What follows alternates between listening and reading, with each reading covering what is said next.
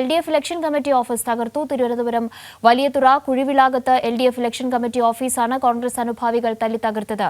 വലിയതുറ കുഴിവിളാകം പ്രദേശത്തെ 130 number booth committee ഓഫീസാണ് തകർത്തത്. ഇന്നലെ രാത്രിയാണ് സംഭവം നടന്നത്.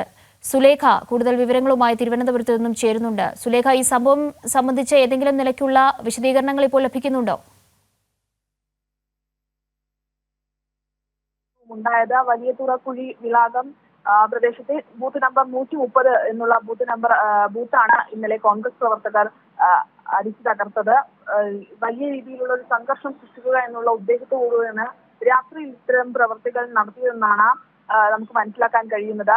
ഈ സംഭവത്തിൽ ഇത്തരം കോൺഗ്രസ് സ്ഥാനാർത്ഥി തോൽക്കുമെന്ന രീതിയിൽ കാട്ടിക്കൂട്ടുന്ന ഇത്തരം രീതികൾ ഒരിക്കലും വെച്ചുപൊറുപ്പിക്കില്ല എന്ന വലിയതുറ LDF വാർഡ് കമ്മിറ്റി അറിയിച്ചിട്ടുണ്ട്. ഇത്തരത്തിൽ കോൺഗ്രസിലെ പരാജയം ഭയന്നിട്ടാണ് ഇത്തരത്തിലുള്ള പ്രവർത്തികൾ കോൺഗ്രസിന്റെ ഭാഗത്തുനിന്ന് ഉണ്ടാകുന്നത് എന്നാണ് നമുക്ക് മനസ്സിലാക്കാൻ കഴിയുന്നത്. തീരദേശ പ്രദേശമാണ് വലിയതുറ.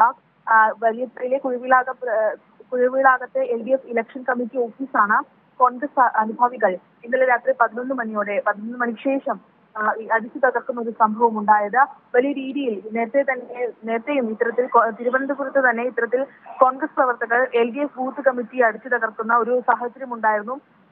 ഈ കോൺഗ്രസിന്റെ പരാജയം ഭയന്നുകൊണ്ട് തന്നെയാകാം ഇത്തരത്തിലുള്ള ഒരു പ്രവൃത്തി നടത്തുന്നതാണ് മനസ്സിലാക്കാൻ കഴിയുന്നത്. സംഭവത്തിൽ പോലീസ് കേസെടുത്തിട്ടുണ്ട്. ഇതിന്റെ CCTV ദൃശ്യങ്ങളടക്കം പുറത്തു വന്നിട്ടുണ്ട്. കാവ്യ.